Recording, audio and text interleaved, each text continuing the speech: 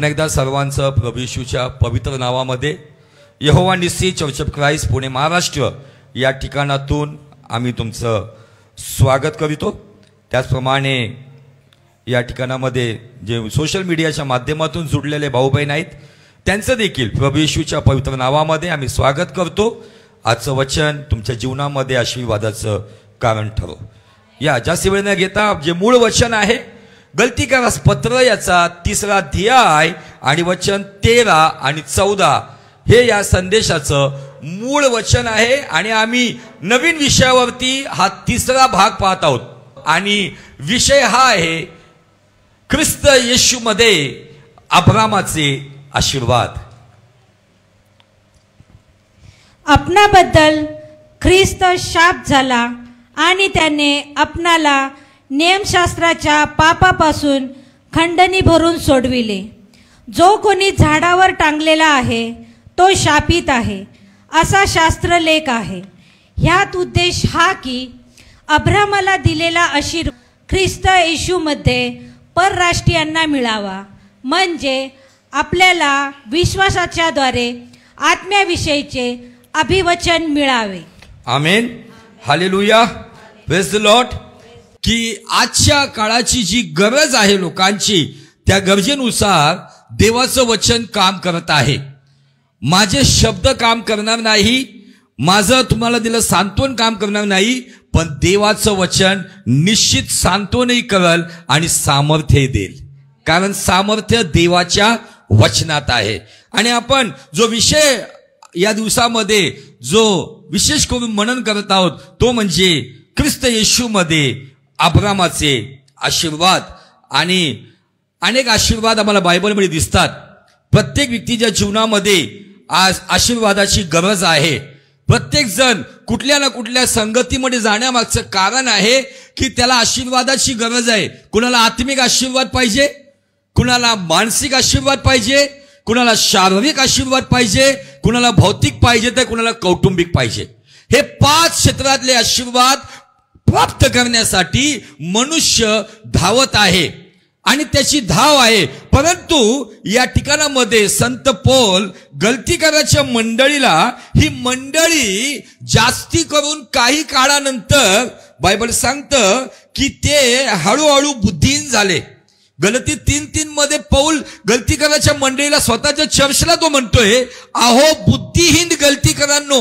बुद्धिहीन खूप सदाशिवपेठचा भाषा आहे ना, बुद्धिहीन है ना, एकदम ब्राह्मण भाषेमध्ये बोलण्यासारखं आहे।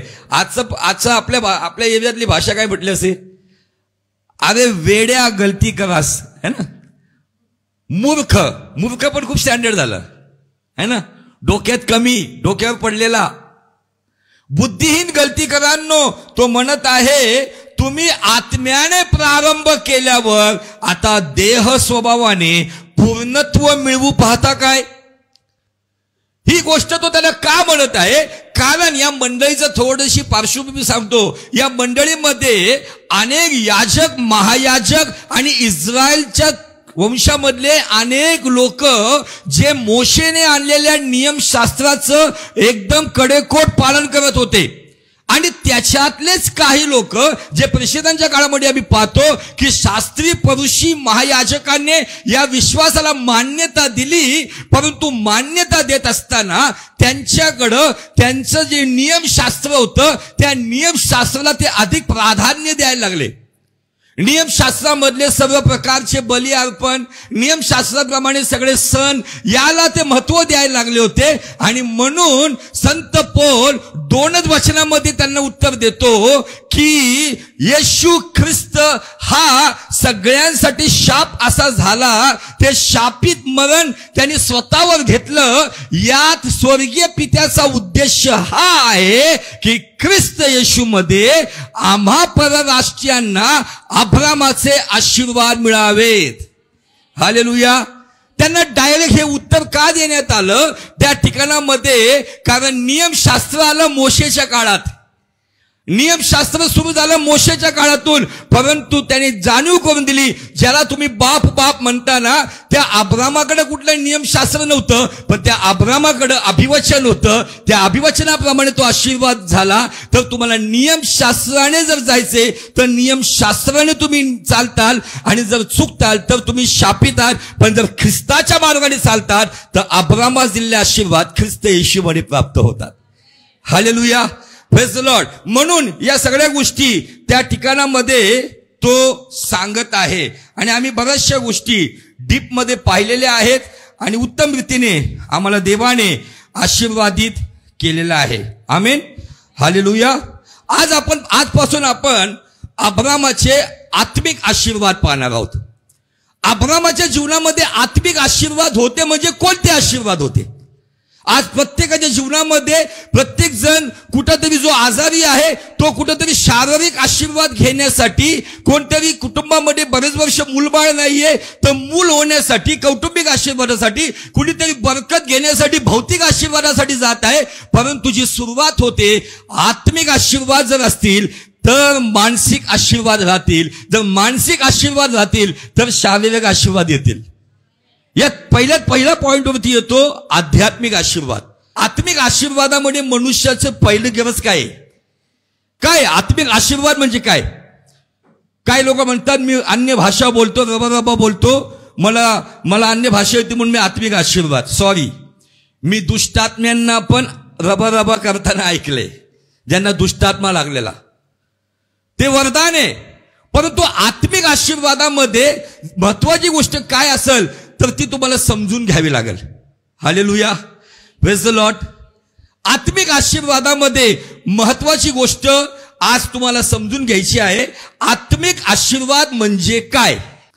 आत्मिक आशीर्वाद म्हणजे काय? काय पाहिजे तुम्हाला? आता जसं मी म्हटलं, शारीरिक आशीर्वादामध्ये चंगाई पाहिजे, भौतिक आशीर्वादामध्ये मालपाणी पाहिजे, कौटुंबिक आशीर्वादामध्ये लेकरं पाहिजे, लाईफ पार्टनर पाहिजे, मानसिक आशीर्वादामध्ये शांती पाहिजे. मग आत्मिक आशीर्वादात काय पाहिजे? मला आत्मिक आशीर्वाद पाहिजे तर काय पाहिजे? चला तुम्हाला थोडीशी हिंट पण देतो. स्तोत्र 84 1 ते 4 वचन वाचा. काय वाटतं बघा, या वचनातून ऐकणाऱ्यांनी व्यवस्थित ऐकावं.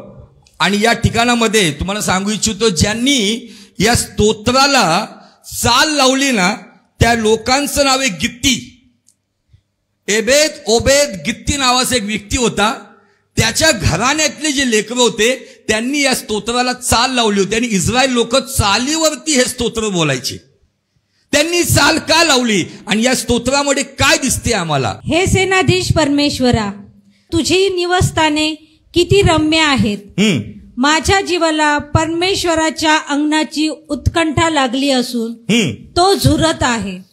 माझा जीव व देह जिवंत देवाला हर्षाने अरोळी मारत आहे. हे सेनाधीश परमेश्वरा, माझ्या राजा, माझ्या देवा, तुझ्या वेदीजवळ चिमणीला घरटे कराव्यास आणि निळवीला आपल्या पिल्लांसाठी कोट बांधाव्यास तळे मिळाली आहेत. तुझ्या घरात राहणाऱ्यांची केवढी धन्यता. ते निरंतर तुझी स्तुती करीत राहतील. आमेन, आमेन. ओके, आता आणखी त्याच्या जोडीला 10 वचन पण वाचा. खरोखर तुझ्या अंगणातील एक दिवस हा सहस्त्र दिवसांपेक्षा उत्तम आहे.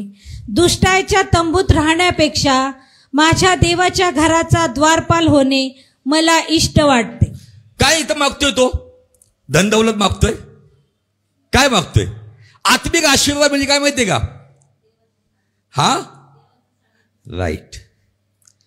तुझ्या अंगणातील एक दिन शस्त्र दिना परी आहे श्रेष्ठ.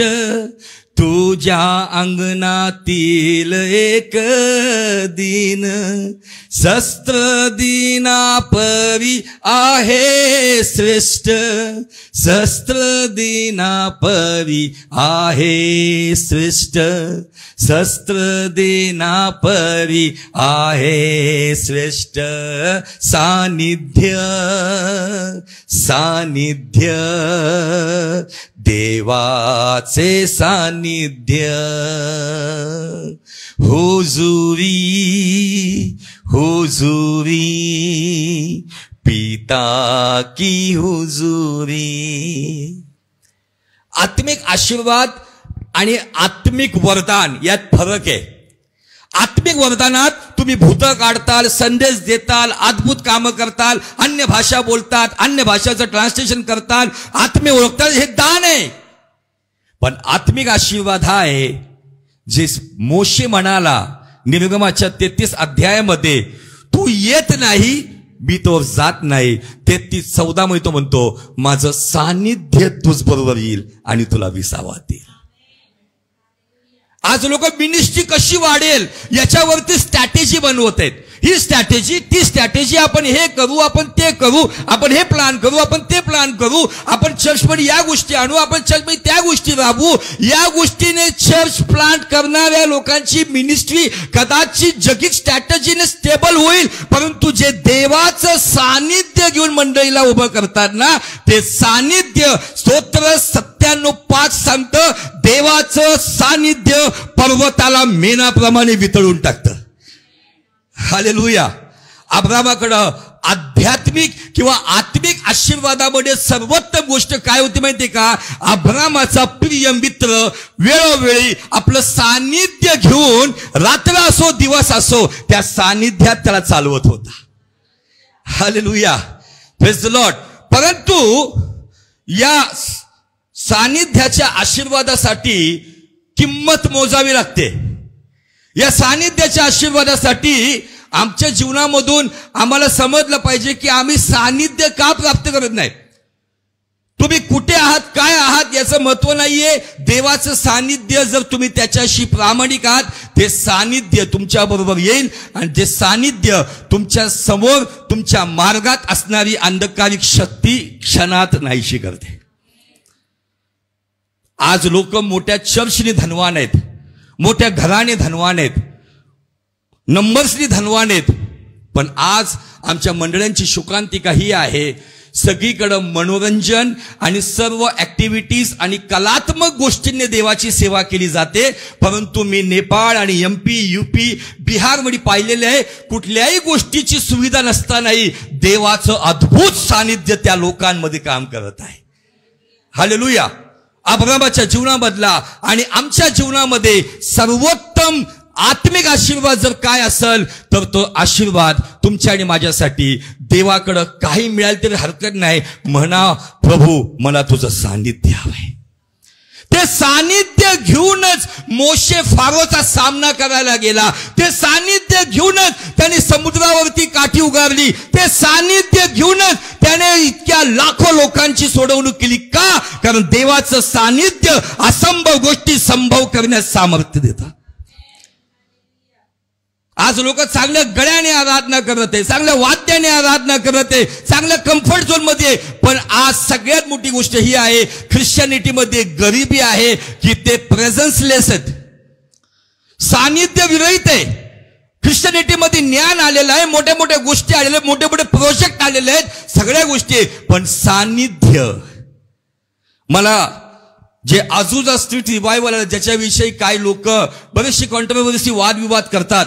1900च्या शतकामध्ये जे रिवायवल आलं त्याच्यापैकी तो अग्नी आमच्या पुण्यापासून 50 किलोमीटर असणारे पंडिता रमाबाई त्यांच्याही जीवनामध्ये तोच अभिषेक आला होता जो आजूजा स्ट्रीट रिवायवलवर जॉईंट होता. आजूजा स्ट्रीट रिवायवल मध्ये देवाचे असे महान अभिषिक्त सेवक होऊन गेले की ज्यांना बुद्धी नव्हती, काय नव्हतं, परंतु ते देवाचं सानिध्य वाहक होते. त्याच्यापैकी नाव स्मिथ विगल्सवर्थ, जो प्लंबर होता, ज्याच्या सेवेमध्ये त्यांनी 34 डेड बॉडी जिवंत केल्या. त्याच्यापेक्षा महत्वाची गोष्ट ही आहे की तो जिथे कुठे जायचा देवाचं सानिध्य घेऊन जायचा. सुवार्थ न सोंगता लोक रडायला लागायचे, म्हणायचे आम्ही पापी आहोत, आम्हाला काहीतरी सांग. मी म्हणत नाही आपलं त्याच लेवलला पोचायचंय, पण ऍटलिस्ट मी जिथं काम करतो माझ्याबद्दल साक्ष ही असली पाहिजे.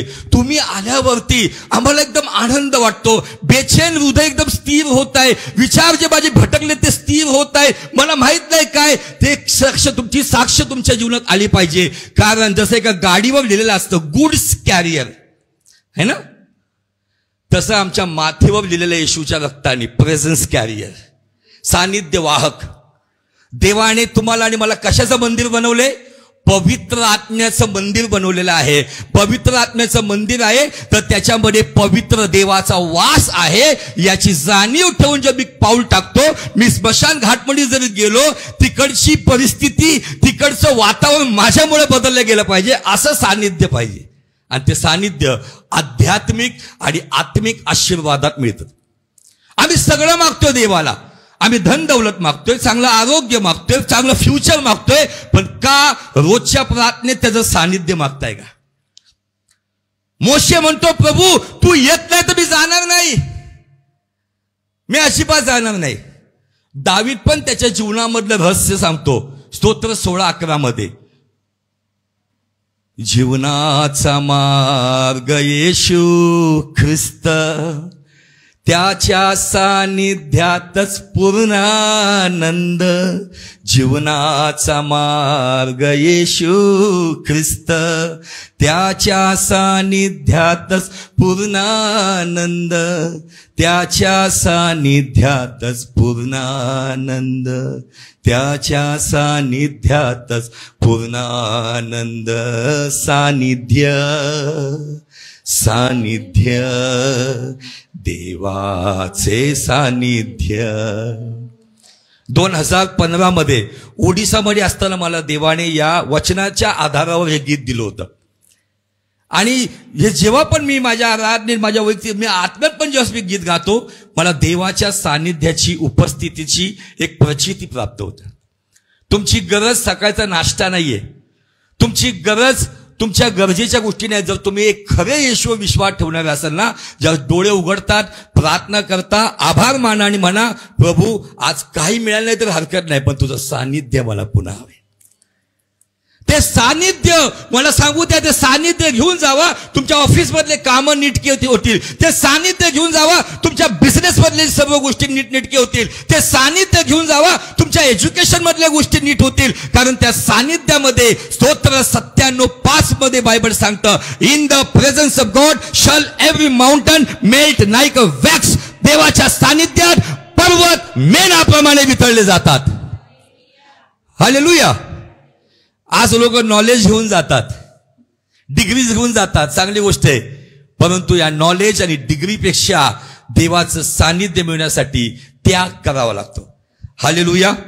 अब्रामाच्या जीवनामध्ये जेव्हा मी अभ्यास करत असताना मी विचार केला की देवाचा आत्मिक आशीर्वाद म्हणजे देवाचं सानिध्य अब्रामाला का मिळत होतं, त्याच्या मागचं कारण काय. मी प्रार्थना करत असताना, अभ्यास करत असताना मला अब्रामाच्या जीवनातली पहिली महत्वाची गोष्ट आवडली. ती काय माहिती का? सातत्य. काय काय म्हणू शकतो इंग्लिशमध्ये सातत्याला? कंटिन्युटी, कन्सिस्टन्सी है ना, सातत्य. सवाल हा आहे का मी सातत्याने माझं बायबल उघडतोय का मी सातत्याने त्याची आराधना करतोय का मी सातत्याने त्याच्या मार्गात चालतोय का मी सातत्याने माझ्या देवाच्या भवनात भक्तीसाठी येतोय का. अब्रामाचे आशीर्वाद त्यांनाच मिळतात जे अब्रामाचा पहिला स्वभाव आहे. ज्या खासद्यांचं ऊर त्यांनी सोडलं ना, तो परतून फिरून तिथलचा विचार केला नाही. म्हणून त्याच्याविषयीची साक्ष आहे की देव म्हणतोय की सारा आणि अब्राम यांचा देव म्हणून घेण्याची मला लाज वाटत नाही. का? त्याचं कारण सातत्य. काही लोक स्पोर्ट्समध्ये सातत्य ठेवतात, अभ्यासामध्ये सातत्य ठेवतात, प्रॅक्टिस करत जातात कंटिन्यू. पण सवाल हा आहे का तुमच्या आत्मिक जीवनात, का तुमच्या आध्यात्मिक जीवनात तुमचं सातत्य कसं आहे. अब्रामाच्या जीवनामधले 3 ते 4 स मी विचार करतोय, ज्याच्यापैकी पहिलं आहे ते म्हणजे सातत्य. अब्राम इतका सातत्याने चालायचा, अब्राम कधीच मागं फिरत नव्हता. पण आज कित्येक लोक अब्रामाच्या आशीर्वादापासून वंचित काय माहितीये का? कारण ते देवाच्या मंदिरात येण्यामध्ये सातत्य पाळत नाहीये. स्वतःचा विचार करा, स्वतःचं परीक्षण करा की का मी सातत्याने देवाच्या भवनाकडे येते का. बायबल या ठिकाणी स्पष्ट सांगतं, जे स्तोत्र 84 मध्ये स्तोत्रकर्ता काय म्हणत आहे माहितीये का? तुम्ही 3 वर्षामध्ये पाहिलं तो म्हणतो, हे सेनाधीश परमेश्वरा, माझ्या राजा, माझ्या देवा, तुझ्या वेद्यांजवळ चिमणीला घरट करावयास आणि निळवीला आपल्या पिल्लांचे कोठे बांधावयास तळ मिळाला आहे. जळतोय तो, ईर्ष्या आली जात, जेलस. तो म्हणतोय ज्या वेदी जिकडे आहे देवाचं सानिध्य तिथं आहे. तो म्हणतोय चिमणी आणि निळवी तिथं कंटिन्यू आहे, कायमची आहे. आम्ही फक्त शब्दात दिवशीच येतोय. आणि त्या दृष्टीने तो म्हणतोय की मला जेलसी निर्माण झाली, माझ्यामध्ये ईर्ष्या निर्माण झाली, कारण आम्ही फक्त शब्दात दिवशी तुझ्या सानिध्यात येतो. हे पाखरं तुझ्या सानिध्यात सातत्याने येत. आणि 10 वर्षाला म्हणतो काय म्हणतो, दुष्टाईच्या तंबूत राहण्यापेक्षा देवाच्या मंदिराचा द्वारपाळ सिक्युरिटी गार्ड होणं मला आवडते. हालेलुया. हा काय म्हणतो 10 वर्षामध्ये, तुझ्या अंगणातला एक दिवस ज्याच्यावरती 1000 दिवसाची बिर्याणी, 1000 दिवसाची मेजवानी कुर्बान, तुझ्या अंगणातला एक दिवस. म्हणून मी ते गीतांमधून गातो, तुझ्या अंगणातील एक दिन शस्त्र दिना परी. खऱ्या यशो विश्वास ठेवणाऱ्या व्यक्तीची साक्ष ही आहे, तो जगातल्या 1000 मौजमजेच्या दिवसापेक्षा देवाच्या भक्तीचा एक दिवस तो अनमोल समजतो. हालेलुया. ठीक आहे, कदाचित आज प्रॉब्लेम आहे, काही प्रॉब्लेम होते, पण आज मला सांगू द्या की जर तुमच्या जीवनामध्ये अब्रामाचा आत्मिक आशीर्वाद पाहिजे तर त्या आशीर्वादासाठी सातत्य ठेवणं खूप गरजेचं आहे. सातत्य आपल्या वैयक्तिक जीवनामध्ये शिस्त घेऊन येते. सातत्य आम्हाला देवाविषयी नवीन नवीन गोष्टीसाठी जागृत करते. सातत्य मला देवापासून नवीन काय मिळेल आज बायबलमधून, स्वतःच्या वाचनातून, याविषयी माझ्या माहिती उत्कंठा निर्माण करते. तो म्हणते तुझ्या अंगणाची मला तहान लागलेली आहे. हे स्तोत्र 84 लिहिणारे जे गित्ती परिवार आहे ना, ओबेद एबेद गित्तीचा परिवार आहे हा. याची हिस्ट्री अशी आहे की ज्या वेळेला दावीद महाराज राजा झाला, राजा झाल्यावरती त्याच्या डोक्यामध्ये पहिला विचार काय आला माहितीये का, तो म्हणतो की ज्या देवाने मला मेंढपाळापासून राजा बनवलं, मी राजमहालात राहतोय, पण देवाचा कोश अभिनादाब नावाच्या गरीबाच्या झोपड्यात राहतोय. आणि त्या कोशावरती देवाचं सानिध्य होतं. आणि दावीद महाराजांनी लगेच स्टँडिंग कमिटीची मीटिंग घेतली, सगळ्यांना बोलवलं, आपल्या देवाचा कोश आणायचा आहे. आणि सगळी तयारी केली. एक मोठी बैलगाडी बनवण्यात आली. अभिनादाबचा पुत्र उजियाला बैलगाडीत बसवण्यात आलं. आणि बायबल सांगतं नाखोनाच्या खड्यापाशी आल्यावर बैलाने ठोकर खाल्ली आणि देवाचा कोश, ज्याला हिंदीत संदूक म्हणतात आणि इंग्लिशमध्ये आर्क ऑफ गॉड, तो बैलगाडीतून बाहेर पडणार होता. उजियाने कॅच मारून जॉन्टी रोड सारखा कॅच घेतला, पण त्याच जागेवर बायबल सांगतं उजिया भस्म झाला. काय चूक केली त्यांनी? पडणारी वस्तू पकडत होता ना. पण देवाच्या सानिध्याबरोबर देवाच्या नियमाने चाललं पाहिजे. कधी झोपेतून उठून खिलवाड नाही करू शकत. नियम हा होता की देवाचा कोश बैलगाडीत नाही न्यायचा. दाविदाला त्या ठिकाणामध्ये धाक बसला. दाविदाला वाटलं आता आणखी पुढे गेलो तर नंबर माझा लागायचा. दाविदाने तिथंच एक घर होतं, त्या घरापाशी गरीब लोक राहत होते, ज्याच्यापैकी मुख्य पुरुषाचं नाव होतं ओबेद एबेद गित्ती. या लोकांच्या घरामध्ये देवाचा कोश राहिला, त्यांच्या झोपडीत राहिला. खबर ही आली, एकाच वर्षात ओबेद एबेद गित्तीच्या घराण्याला देवाने बरकत दिली. दावीद पुन्हा जागृत झाला. दावीद म्हणतो कसंही करून देवाचा कोश दाऊदपुरामध्ये आला पाहिजे, कारण ज्यांनी मला राजमहालात आणले त्याचा कोश झोपड्यामध्ये आहे. मग दाविदाला अक्कल येते, मग त्याला देवाचा आत्मा चालवतो. तो सगळे याजक महायाजक बायबल वाचणारे बोलवतो आणि बायबलनुसार कोश कसा आणायचा यावरती तो पूर्ण चर्चा करून बायबलनुसार देवाचा कोश देवाच्या राज्यात घेऊन येतो. परंतु तो होता कुठं? ओबेद एबेद गित्ती हे एकदम गरीब कुटुंब होतं. यांनी देवाच्या सानिध्याविषयी चाल का लावली माहितीये का? कारण तो देवाचा कोश ज्यावेळेस दाविदाच्या घरी गेला, त्या कोशात राहणारे लोक अस्वस्थ झाले, त्या सानिध्यात राहणारे लोक अस्वस्थ झाले. देवाचं सानिध्य त्यांच्या घरात येत होतं, त्यांना कदाचित बरकत मिळाली होती, मोठं नाव मिळालं होतं, पण ते अस्वस्थ झालं होतं. म्हणून ते म्हणतात आहेत की तुझ्या सानिध्यामध्ये पाखरं देखील तुझ्या सानिध्यात आहे, पण आम्ही एकच दिवस येते. ही ईर्ष्या ज्या दिवशी तुमच्यामध्ये निर्माण होईल ना, त्यावेळेला तुमच्यामध्ये अब्रामाचा पहिला आशीर्वाद, ज्याला आत्मिक आशीर्वाद म्हणतात, देवाचं सानिध्य, तुम्ही त्या सानिध्यामध्ये मगन होताल. मग तेव्हा तुम्ही कव्वाली गाऊ शकता, मसी के खयालों में. काय काय लोक नुसते खयालों में, इकडं बघ तिकडं बघ, पेटीवाला ढोलकीला बघतोय, ढोलकीवाला पेटीवाल्याला बघतोय, मसी के खयालों में. या लोकांनी ती चाल लावली. मी कुठला थिओलॉजिस्ट नाहीये, परंतु पवित्र आत्म्याने मला जे शिकवलं देवाच्या सानिध्याविषयी, आम्ही नदी किनारी चर्च घेत होतो त्यावेळेला मला सांगू द्या, जवळजवळ 7 महिने आम्ही देवाच्या सानिध्यावर अभ्यास केलाय.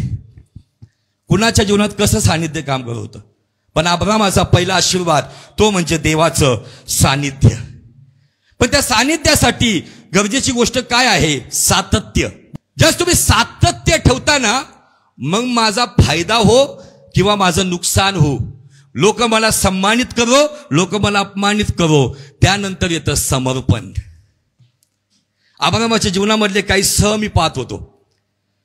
ज्या सातत्य ठेवता त्यावेळेस समर्पण करता, आणि जेव्हा समर्पण करता देव पुन्हा म्हणतो सात्विकतेने चाल, मग सात्विकपणा येतो. हालेलुया. मागच्या रविवारी सात्विकपणा काय आहे आपण उत्तम रीतीने पाहिलेलं आहे. सगळं गेलं तरी चालल, पण सात्विकतेचं सत्व ठेवा, जे तुम्हाला दुपटीने मिळवून देईल. त्याला आहेत इयोबाचे आशीर्वाद. इयोबाचे आशीर्वाद इयोबाला काय मिळाले? कारण इयोब शिकला होता की माझा बाप अब्राहम हा सात्विक होता. हालेलुया. आणि चौथी गोष्ट स्थिरता. ज्यावेळेस सातत्य राहील त्यावेळेला समर्पण करताल, ज्यावेळेला समर्पण करताल त्यावेळेला सात्विकपणा येईल. ज्या सात्विकतेने चालतात, परिस्थिती कितीही डळबळीत असो, किती वादळ वारे असो, किती अपमानाच्या गोष्टी असो, किती नुकसानाच्या गोष्टी असो, या सगळ्या परिस्थितीत तो व्यक्ती स्थिर राहतो. आणि ते आहेत अब्रामाचे आशीर्वाद. तुमच्या वाचनात कुठं दिसलं का वा अब्रामाला हा मित्र होता, अब्रामाला तो मित्र होता, अब्राम या भविष्यवक्त्याबरोबर होता, अब्राम त्या भविष्यवक्त्याबरोबर होता? अब्राम हा एकटा होता, परंतु त्याचा मित्र स्वतः देव होता. मागच्या वर्षी मी संदेश दिला होता, आपल्या बापाचा मित्र सोडू नको. आपल्या बापाचा मित्र. आणि माझ्या मुलासाठी मी काय प्रॉपर्टी सोडून जात आहे, तो म्हणजे माझा मित्र, माझा येशू ख्रिस्त. हालेलुया. माझ्याकडे कुठली प्रॉपर्टी नाहीये, ती एकच प्रॉपर्टी आहे, जो प्रॉमिस लँड ज्याला म्हणतात, जो अभिवचनाची भूमी ज्याला म्हणतात, तो येशू ख्रिस्त. आपल्या बापाचा मित्र सोडू नको. जगाचा मित्र नाही तो. जर बाप गेला तर बापाचा मित्र बी समवयीने तो बी जाणार ना. परंतु तुझ्या बापाचा मित्र हा अनंतकालीन आहे, जो जीवनाबरोबर आहे, जीवनानंतरही आहे. Hallelujah. Praise the Lord. Amen. आज कुठला फादर्स डेचा संदेश नाहीये, आम्ही अब्रामाचेच आशीर्वाद पाहणार आहोत. हालेलुया. जाऊया आपण अब्रामाच्या आशीर्वादामध्ये. जिथं त्याला अभिवचन मिळालं होतं ना, त्या अभिवचनाच्या थोडंसं पुढे जाऊया आपण. उत्पत्तीचा 12 अध्याय आणि वचन 6 पासून पुढे अभिवचन मिळाले. अब्राम 75 वर्षाचा होता. आणि पुढे वाचूया आपण. 5 पासून वाचा. आपली बायको साराय, आपला पुतण्या लोट, त्यांना मिळाली सर्व मालमत्ता, आणि हारान येथे त्यांनी मिळवलेली माणसे, ही सर्व घेऊन अब्राम कनान देशात जावयास निघाला. व कनान देशात ते जाऊन पोचले. अब्राम त्या देशातून शेखेमाच्या ठिकाणी मोरे येथील एलोन झाडापाशी गेला. त्यावेळी त्या देशात कनानी लोक राहत होते. परमेश्वर अब्रामास दर्शन देऊन म्हणाला. परमेश्वर अब्रामाला दर्शन देऊन म्हणाला. इथं देव दर्शनही देत आहे आणि देव बोलतही आहे. आज तुम्हाला देव दर्शन नाही देऊ शकत. आज देव तुमच्या बरोबर त्याच्या वचनातून दर्शन देऊ तुमच्या बरोबर बोलू शकतो. बरेच लोक खूपच आत्मिकतेने बोलतात, देव मला दिसला, देव मला बोलला. ठीक आहे, असेल, हा तुमचा वैयक्तिक अनुभव, परंतु त्याला आम्ही सार्वजनिक नाही म्हणू शकत. उद्या जर तुम्हाला एखाद्या अन्य जातीने विचारले की दर्शन देतं त्याचा काय पुरावा आहे का? कारण अनेक लोक आता विरोधामध्ये आहेत. आमच्या विरुद्ध सध्या ख्रिस्त विरोधी संघटना खूप ऍक्टिव्ह आहेत. म्हणून तुमचं जे ख्रिस्ती जीवन आहे त्याच्यामध्ये थोडं विस्डम, बुद्धी पण ठेवा. त्याच्यामध्ये तुमच्या भावनिक गोष्टी आणून समोरच्याला आयतं कोळीत देऊ नका. पुढे. हा देश मी तुझ्या संतानाला देणार.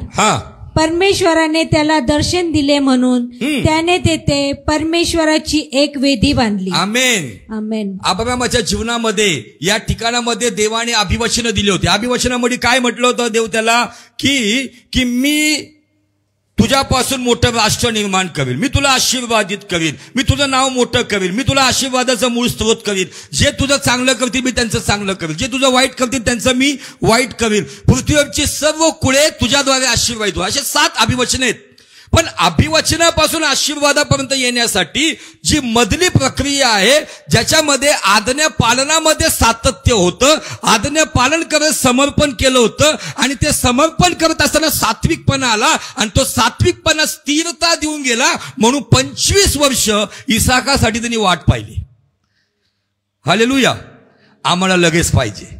आज प्रार्थना केली की लगेच उद्या पाहिजे. अब्रामाच्या आशीर्वादासाठी आम्हाला सात्विकपणा, स्थिरता खूप महत्वाची गोष्ट आहे. आणि बायबल या ठिकाणामध्ये सांगतं की देवाने अभिवचन दिले, पण या ठिकाणामध्ये 7 वचनामध्ये बायबल सांगतं की देवाने त्याला जिथं दर्शन दिलं तो भाग आहे शेखेम. कोणता भाग आहे? अब्रामाच्या जीवनात 4 वेद्या होत्या. किती वेद्या होत्या? शेखेम या ठिकाणामध्ये त्या वेदीला म्हणतात दर्शनाची वेदी. त्याच्यानंतर अब्राम पुढे गेला बेथेलमध्ये. त्या ठिकाणामध्ये त्यांनी प्रार्थना केली आणि त्या ठिकाणामध्ये त्यांनी वेदी बांधली. त्या वेदीला म्हणतात प्रार्थनेची वेदी. नीट लक्ष बघू ऐका. तिथून पुढे पुढे जाऊन लोट आणि त्याच्यामध्ये विभक्तीकरण झालं. लोट निघून गेला सदोम गोमोरामध्ये. परमेश्वर त्याला म्हणला हेब्रोन मध्ये चल. तो हेब्रोन मध्ये आला. हेब्रोन मध्ये बनवून त्यांनी 3री वेदी, हेब्रोनच्या वेदीला म्हणतात इंटिमसी विथ गॉड, देवाबरोबरची जवळीकता किंवा मित्रता. 4थी वेदी त्यांनी बांधली बेरशेबामध्ये, आणि बेरशेबा याचा अर्थ देवाच्या कराराची वेदी. आणि 5वी वेदी होती, त्या वेदीवरती त्यांनी स्वतःचा पुत्र बलिदान करण्यासाठी मागं पुढं पाहिलं नाही. त्या वेदीचं नाव होतं यहोवा इरे. पण या 4 वेद्या ज्या आहेत ना, या 4 वेद्यांविषयी अनेक अभ्यासक म्हणतात की अब्राम फिरून फिरून त्या वेदीकडे यायचा आणि त्या वेदीची मरम्मत करायचा, डागडुजी. आणि ही डागडुजी करण्याची पद्धत अनेक लोकांना माहिती होतं की आमचा बाप अब्राम, आमचा पूर्वज अब्राम वेद्यांची डागडुजी करायचा, कारण तिथं देवाची सानिध्य किंवा देवाची उपस्थिती यायची. आणि हे कन्सेप्ट एलियाला माहिती होता. म्हणून एलिया कर्मेल पर्वतावर इस्रायल लोकांनी जी वेदी पडू दिली होती, ती वेदी तो पुन्हा बांधतो, पुन्हा त्याचा जीर्णोद्धार करतो, पुन्हा त्याला बनवतो. आणि म्हणून स्वर्गातून अग्नी देवाचं सानिध्य घेऊन येतं. हालेलुया. अब्रामाच्या आशीर्वादासाठी अब्रामाच्या 4 वेद आहेत. काही लोक दर्शनाच्या वेदीतच अडकून पडले. मेरे को दर्शन मिला. अरे दर्शन से आगे प्रार्थना कर. मला दर्शन येतं. अरे दर्शन आहे ठीक आहे, किती वर्ष दर्शन. अब्राम दर्शनाच्या वेदीवर शेखेम मधून निघाला, बेथेलमध्ये येऊन त्यांनी प्रार्थनेची वेदी बांधली. प्रार्थनेच्या वेदीवरून तो पुढे जाऊन हेब्रोन मध्ये देवाच्या जवळीकतेचे हितसंबंध स्ट्रॉंग केले. म्हणून दिवसाचा स्वर्गदूतून त्याला भेटायचे. स्वर्गदूतांना मेजवानी तो द्यायचा. आणि एक समय आला ज्यावेळेस त्यांनी करार केला, त्यावेळेला बेरशेबा नावाची वेदी बांधली.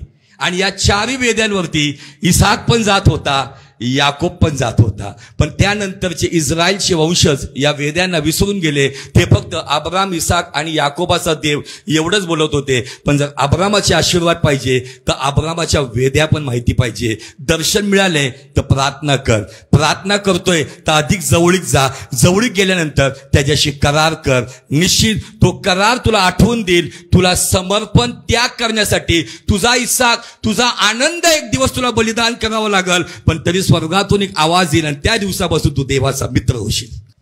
हालेलुया. Praise the Lord. अब्रामाच्या आशीर्वादातला हा पहिला टप्पा आहे, पण आज संपत नाहीये. त्याला दर्शन मिळालं म्हणजे काय मिळालं? आत्मिक आशीर्वाद. देव त्याच्याशी बोलू लागला. कधी वाचताना असं फील होतं का कुणाला? हे मी वाचत आहे पण कुणीतरी माझ्या कानात बोलतंय. ज्याच्या कानात बोलण्याचा आवाज येतो ना, त्याने देवाला धन्यवाद द्यावा. देव तुमच्याशी बोलत आहे. या देवाच्या वचनाला थिओलॉजीमध्ये 2 प्रकारे संबोधित केलं जातं. थिओलॉजीमध्ये 2 प्रकारे संबोधित केलं जातं. एक म्हणजे लोगस, थिओलॉजी करणाऱ्या लोकांना माहिती आहे, लोगस म्हणजे रिटन वर्ड, लिहिलेला शब्द. लोगोस म्हणजे रिटन वर्ड, लिहिलेला शब्द. आणि दुसरा एक त्याला शब्द वापरतात, तो म्हणजे रेमा. देवाच्या वचनाला थिओलॉजीमध्ये असं शिकवलं जातं, देवाच्या वचनाला लोगस म्हणजे लिखित वचन, रिटन वर्ड, आणि एक लोगोस म्हणजे स्पीकिंग वर्ड, बोलणारं वचन. तुम्ही जे वचन वाचता ते वचन तुम्ही वाचताना तुमच्याशी कोणी बोलत आहे याचा अनुभव जर येत आहे तर तुम्ही आत्मिक आशीर्वाद मिळवलेले लोक आहे. कारण आत्मिक आशीर्वादात हेच देवाच्या सानिध्याचं खूण किंवा चिन्ह आहे की माझ्याशी तो बोलत आहे. कधी कधी तुम्ही जाता आणि अचानक तुमच्या अंतःकरणातून एखादं वचन तुमच्या अंतःकरणातून बोलायला लागतं, हेच चिन्ह आहे की देवाचं सानिध्य तुमच्या सोबत आहे. हालेलुया. ते कुणाशी बोलल? आम्हाला बाकी सगळ्या गोष्टी उघडायला वेळ आहे हो, आम्हाला बाकी सगळ्या गोष्टीमध्ये सातत्य ठेवायला वेळ आहे हो. आमचं तयार होणं प्रत्येक गोष्टीमध्ये मी सातत्य ठेवतोय. पण सवाल हा आहे का मी देवाच्या मार्गात चालण्यासाठी काय म्हणतात कन्सिस्टन्सी, हे आम्ही पाळतोय का?